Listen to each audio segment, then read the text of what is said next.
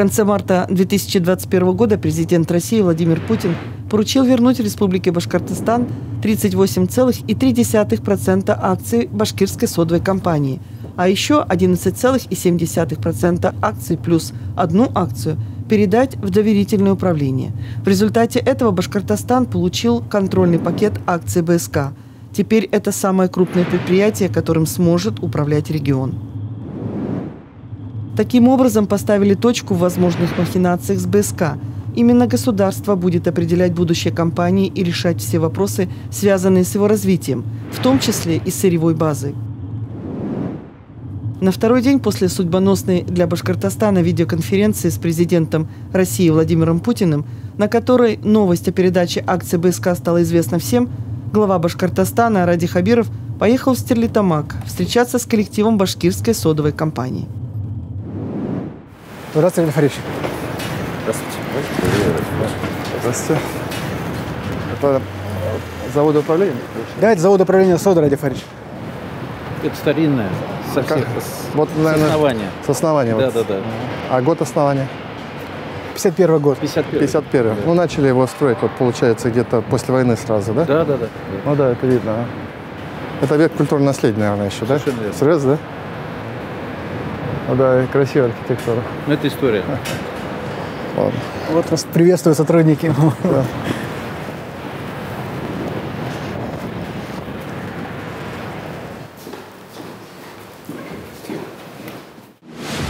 Налогоплательщиков Республики Башкортостан. Для БСК социальные гарантии ответственность – приоритетное направление. В центре внимания работники предприятия, ветераны и дети. Башкирская сотовая компания принимает активное участие в благотворительности и социальных программах. Добрый день, уважаемые коллеги. Я сегодня с небольшим таким визитом в Стерлитамак просто счел необходимым с вами встретиться, потому что, вы знаете, вчера произошли очень важные события и для республики, ну и, конечно, для вас, для трудового коллектива Башкирской содовой компании. Напомню, что президент принял решение после того, как акции были переданы по решению суда в казну российского государства. Президент акции 38,28 вернул снова Российской Федерации, дал поручение вернуть.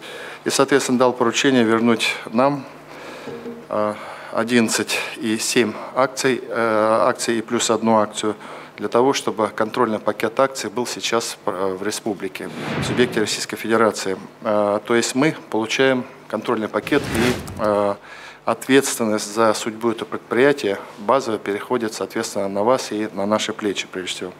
Поэтому я хотел с этим поделиться.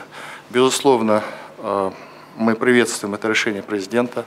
Оно, на мой взгляд, очень справедливое, и решение суда показало очень законное, потому что я полагаю, что и для вас, работников соды, и для жителей республики, вся эта история, там где-то, считайте, она долго тянулась, она всегда была покрыта такой мутной, носила характер, непрозрачный, было у людей всегда много вопросов, почему это произошло, как это произошло и так далее.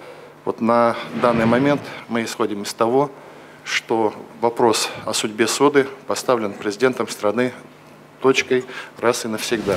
Поэтому я в некотором смысле вас с этим поздравляю. Все-таки я считаю, что предприятия, которые создавали поколения людей наших и стерлитамакцев, оно все-таки было государственным, и сейчас президент его вновь вернул в лоно государства.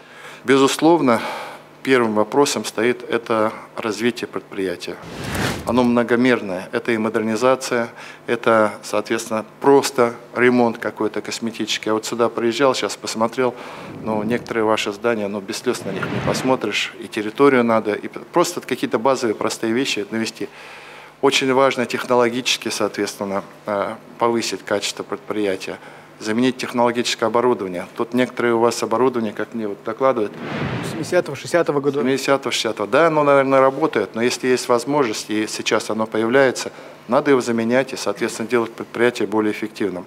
Второе. Наверное, вы, стерлитамакцы, в большинстве своем, как никто, как я вот тоже родился в Ишимбае, наверное, чувствуете, что, конечно, надо особое внимание уделить экологическим проблемам, которые существуют в связи с деятельностью предприятия. Отрицать этого нельзя. Вы сами много знаете, многие долгие годы они просто копились. Решались какие-то проблемы, но какого-то такого системного, серьезного, подкрепленного серьезными деньгами решения не было. Поэтому я поручаю, соответственно, руководителю предприятия предусмотреть целую программу, согласовать ее с Росприроднадзором, согласовать ее с нами и двигаться вперед в этой части. Третье – это решение сырьевой базы. Мы все с вами вместе, вот вы и мы, и я лично, мы прошли тяжелую историю, связанную с Куштау. И я до сих пор говорю, что я никогда людей не обманывал. Я твердо считал на тот момент, что Куштау надо разрабатывать. Я ошибался просто, об этом я уже признал. Но, соответственно, сейчас это все можно убирать, это все уже оставляем на сторону лирики, историков и так далее. А сейчас нам нужно думать, где мы будем брать сырье. Значит, на данный момент, по данным менеджмента предприятия и по объективным данным у предприятия, конечно, есть определенный временной лаг для того, чтобы еще получать сырье из разрабатываемого месторождения. Это очень здорово, поскольку у нас с вами есть время спокойно определить, где мы будем брать сырье, определить его параметры, себестоимость и так далее и тому подобное. На этот счет мне уже Эдуард Маликович неоднократно докладывал свое видение вашего руководства, но тем не менее я просто фиксирую, что эта задача есть, с ней тянуть не надо. Предприятие должно уверенно смотреть в будущее в части сырья. И, конечно, сырье должно быть таковым, чтобы оно существенно не просадило себестоимость и, соответственно, не повлияло. Я не знаю, вот я ошибусь, нет, Эдуард Маликович поправит, но одним фактом, это было мое требование, одним фактом закрытия торгового, оно представительство у вас называлось, да? Да, представительство в городе Москва. Одним фактом закрытия представительства торгового дома в Москве мы вернули предприятию ежегодно почти 1 миллиард рублей. Да, все правильно. Объясните мне, зачем напротив, соответственно, напротив Кремля арендовать там несколько тысяч квадратных метров здания, ну, чтобы красиво сидеть, наверное, привлекать. И это шли ваши деньги, деньги вашего предприятия. Вот вам, пожалуйста, 1 миллиард, вот вы недоположь, и оно здесь сейчас есть. Поэтому рассказывать и разговаривать о том, что нету там денег и повышает себестоимость, искать надо вот в таких неправильных решениях, которые подрывают завод, и нужно. Четвертое. Безусловно. Это я не в порядке, там важность, они все важны. Конечно, еще раз обращаюсь к словам президента. 2 раза президент сказал: сохраните рабочие места, хорошая заработная плата, социальный статус и так далее и тому подобное. Поэтому, Эдуард Мальчик, это больше я вам говорю и вашим коллегам. 5. Безусловно, предприятие находится в Стерлитамаке. Вокруг предприятия земли Ишимбайского района, земли Стерлитамакского района. Поэтому, конечно, надо уделить какое-то внимание, особое внимание, я бы сказал, решению проблем самого Стерлитамака. Это и экологические проблемы, это надо отдельную программу разработать. 6. Безусловно, я от управленческой команды жду интересных решений. Вот мы с вами когда были, где-то полгода назад, да, вы мне рассказывали о том, что, действительно, мы все знаем, производили стиральные порошки. По каким-то мотивам вы закрыли. Я не знаю, если это невыгодно, конечно, не надо производить, потому что вы в рынке живете. Но если это выгодно, это наше производство, тем более наши в результате сырье берут и через 400 километров там, соответственно, доворачивают добавочную стоимость и производят хорошее качественное стиральное моющее средство, то почему вам это не делать? Вы, наверное, об этом расскажете. Поэтому мы ждем интересных решений. Таким образом, вот я обозначил ряд самых главных условий и задач, которые у нас стоят. Я, уважаемые коллеги, наверное, мои чувства-то можно понять. Все-таки я отвечаю за республику, и появление у республики контрольного пакета над таким крупным предприятием, а это 4-е предприятие в республике Башкортостан по величине своей. Вы знаете, это у нас система Башнефти с заводами, это Газпром Салават Нефтехим, это УМПО и 4-е ВЫ. Это 4-е по величине, по выручке предприятия в республике.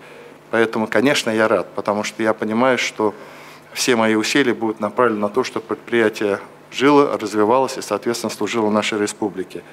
А для вас, мне кажется, это тоже должно быть особое осознание и в целом очень правильное решение, которое, я считаю, и вы, и наша республика, и жители долго ждали. Спасибо. Уважаемый Радий Фаридович, уважаемые коллеги, я сначала хотел сказать несколько слов по поводу, насколько глубоко башкирская содовая компания вплетена в жизнь республики и города Стерлитамака. То есть ту ответственность, которую предприятие несет перед горожанами, перед жителями нашей республики, ее трудно переоценить. И это дополнительная ответственность перед нами за успешную работу предприятия. Вот тот факт, про который Радий Фаридович сказал, торговый дом, перевод его в Стерлитамак. Много было критиков, многие говорили, что вся у нас жизнь в Москве, и резко пойдут обороты, деловые связи. Что произошло по факту? Я уже не говорю про то, что мы дали работу дополнительно 60 молодым людям города Стерлитамак с высокой зарплатой. Это умные мальчики и девочки со знанием иностранных языков, которые не уехали в другие города, а остались в городе. Сколько положительных отзывов и благодарности я получил от их родителей. Я не говорю про то, что гостиницы города Стерлитамак практически весь номерной фонд занят теми, кто приезжает на переговоры. Но самый большой факт другое. Более 1,5 миллиарда рублей из-за прибавки цены и выручки мы получили в первом квартале 2021 года к первому кварталу 2020. Неужели это не лишнее доказательство того, что наши ребята из города Стерлитамак могут выполнить работу намного качественнее, чем это было в Москве? Я уже не говорю про дополнительно сэкономленные за первый квартал только 400 миллионов на аренде офиса и других расходов. 2020 год был непростым. К таким вызовам, наверное, мало кто был готов и в бизнесе, и в мире. Это коронавирус, новая коронавирусная инфекция. Все помните, наверное, как в апреле мы срочно переоборудовали все проходные на установку бесконтактных измерителей температуры. Это санитайзеры, это маски, это социальные дистанции. Конечно, это локдаун в апреле месяце, стройки в том числе, крупнейшего нашего потребителя стекла и оконного профиля. То есть для предприятия это был очень тяжелый год. Мы как могли пытались поддержать наших работников. Это витаминные наборы и выплаты работникам, которые болели сезонным ОРВИ и ковидом, до 6 тысяч рублей. В общей сложности компенсацию получили более 1200 сотрудников на сумму более 7 миллионов рублей. Также предприятие оказывало поддержку предприятиям медицинским республики и города порядка 42 миллионов рублей. Но несмотря на все эти сложности, нам удалось выполнить все и производственные показатели в тоннаже, и в денежном выражении. Выручка предприятия выросла на 2%, составила 64 миллиарда 460 миллионов. Объем инвестиций 4,8 миллиардов, из них около 300 миллионов рублей было потрачено на инвестиции экологические. По производственным показателям были достигнуты рекордный выпуск содокальцинированной ВАУ марки Б 1 820 000 тонн, сода марки А 1 018 000 тонн, ПВХ 269 000 тонн. Общая численность сотрудников на предприятии составила 10 927 человек, из них в городе Стерлитамак 8 821 человек. И средняя зарплата в 2020 году на предприятии составила 46 133 рубля. Кратко, какие у нас задачи и планы на 2021 год? Как минимум, надо сохранить рекордно достигнутый показатель по выработке, это даже не обсуждается. Но мы ставим перед собой задачу нарастить выпуск пищевой соды до 216 000 тонн. Это будет абсолютным рекордом. Второе, конечно же, мы должны наращивать инвестиции. То, что мы делали раньше, недостаточно для развития и модернизации предприятия. Увеличить инвестиции как минимум до 5,5 миллиардов рублей, из них 500 миллионов направить на экологию. Ремонт должен составить не менее 3,1 миллиарда рублей. Также зарплата на предприятие должна достигнуть 50 659 рублей с ростом на 11,5%.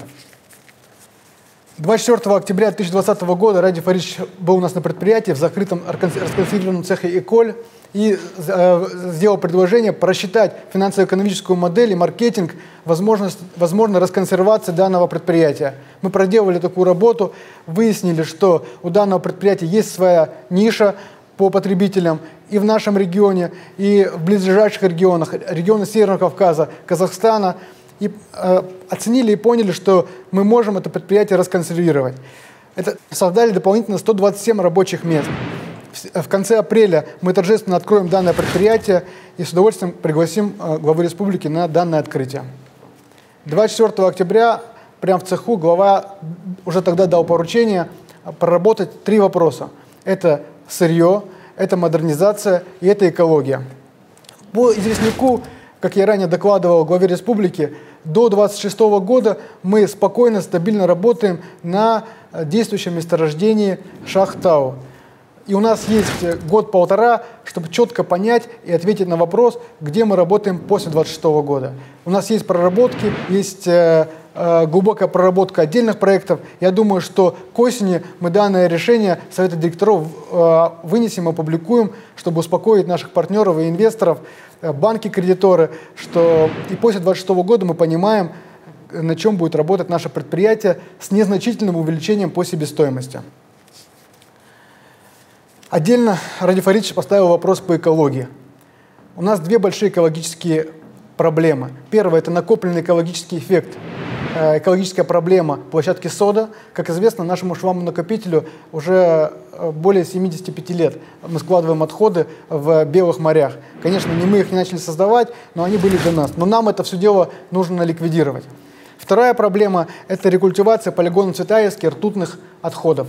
Также данный проект нами реализовывается, и этот вопрос мы должны решить. В ходе выступления Ради Фаридович дал поручение проработать вопрос постановки автономных, независимых от нас, газоанализаторов, уловителей газов в городе. Да, у нас на предприятии есть 14 станций контроля воздуха, 12 по периметру и 2 внутри. Но я абсолютно согласен, что нужно также контролировать воздух в городе по всем выбросам, и нашим, и не нашим, вести эту работу. Я тоже хочу сейчас прям дать поручение нашим службам это дело начать прорабатывать. Также в конце прошлого года, 2020 года, на предприятии была принята программа повышения благосостояния сотрудников компании. Это уникальное для нашего предприятия явление, в котором мы отобразили в коллективном договоре те пункты, согласно которым будем двигаться. Первый пункт, самый важный для сотрудника предприятия, это индексация заработной платы темпами, опережающими инфляцию. Да, мы подняли зарплату с 1 января для сотрудников, для подавляющего большинства наших сотрудников на 12,5%. Но правильно Ради Фаридович отметил, этого мало, потому что если взять среднюю зарплату по химической отрасли Российской Федерации, да и республики в целом, это меньше, чем получают химики на других предприятиях. Поэтому нам нужно поднимать заработную плату темпами, опережающими официальную инфляцию, чтобы догнать другие химические предприятия как республики, так и страны в целом. Второй проект – это жилищная программа. С целью удержания молодых специалистов на предприятии, а также тем, кто имеет тяжелую жизненную ситуацию, предприятие субсидирует процентную ставку по ипотеке для таких сотрудников. Уже было 3 заседания жилищной комиссии, более 140 нашим сотрудникам мы одобрили данную компенсацию. Также мы приступили к проектированию строительства отдельного района вдоль набережной реки Ольховка, район Прибрежный. Третий большой блок – это здоровье. Конечно, здоровые сотрудники – это здоровое предприятие. Это предусматривает расширение комплекса ДМС, как вида услуг, так и его объемы. В завершение хотел бы сказать следующее, что планов у нас много, задач у нас много, работы у нас много. Но я уверен, что под руководством Ради Фаридовича у нас все получится. Спасибо.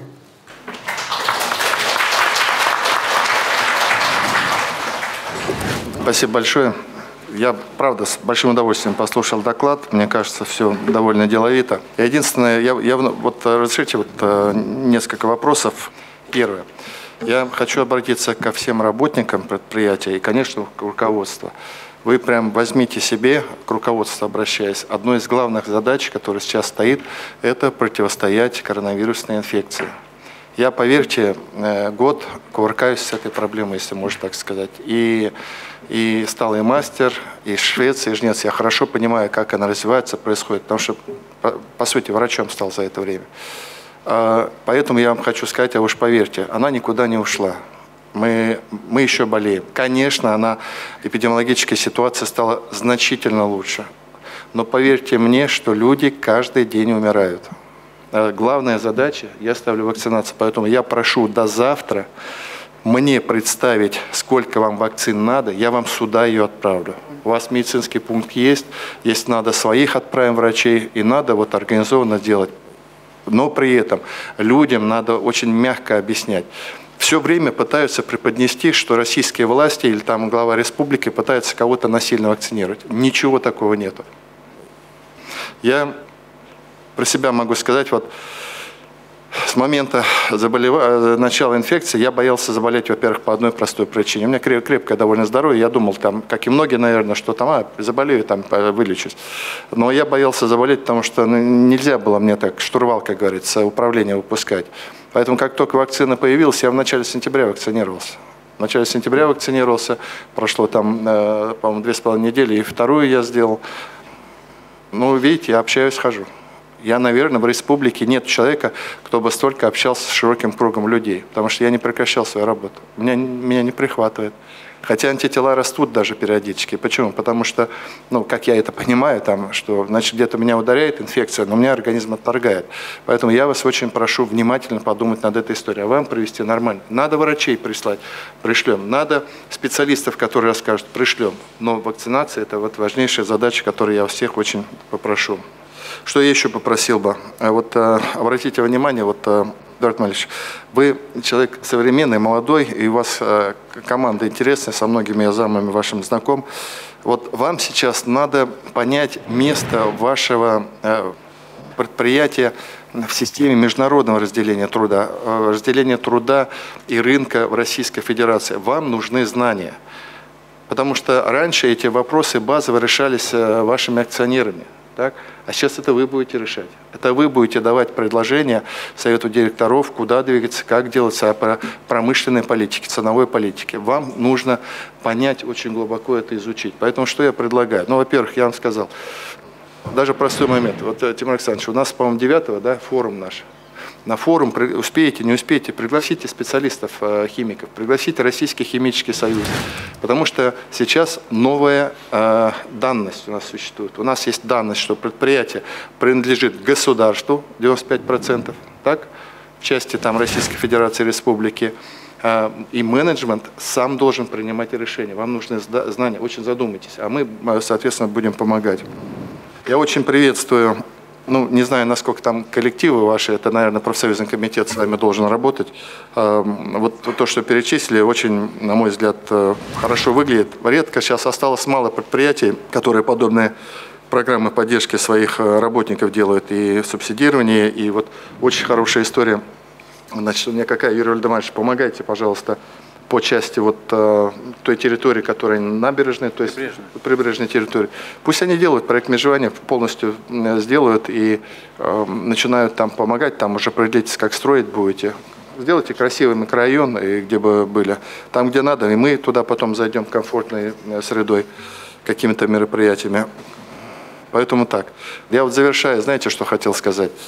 Ну, первое, я вам очень благодарен всем работникам предприятия, как-то вы очень терпеливо, с достоинством вот эти все сложности прошли, и выразить надежду следующего свойства. У вас уже профессиональный трудовой коллектив. Тут уже династиями, наверное, есть, да? У вас ну, хорошее предприятие, крепкое, хорошее предприятие. У вас, я такую оценку даю для себя, мне кажется, не ошибаюсь, надеюсь, у вас хороший менеджмент. Вот молодой руководитель, энергичный, мне кажется, который заинтересован в развитии предприятия, хорошая команда управленческая. У вас есть все для того, чтобы не просто остаться хорошим предприятием, но стать значительно лучше. Поэтому спасибо вам большое. Извините, что и время немножко отнял. Всем желаю крепкого здоровья, конечно, прежде всего, и хорошей работы.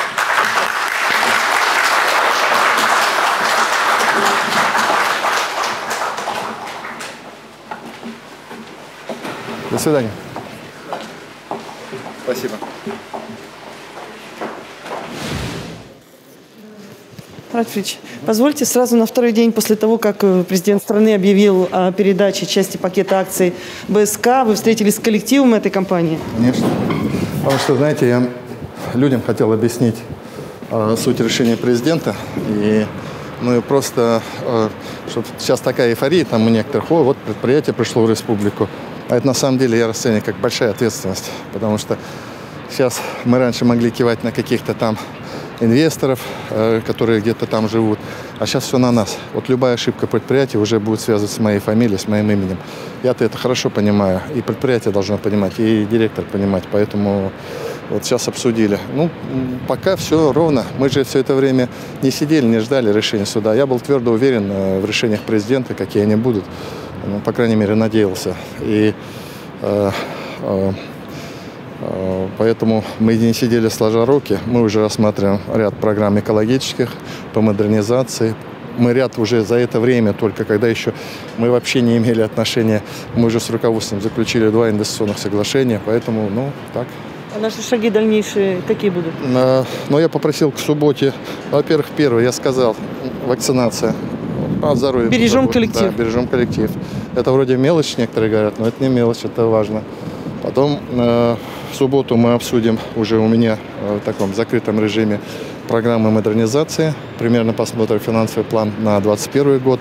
И самое, что очень важно, президент поручил заключить соглашение между правительством России и правительством республики о предприятии. Поэтому мы хотим рассмотреть, какие параметры закладывать в это соглашение. Спасибо. Спасибо.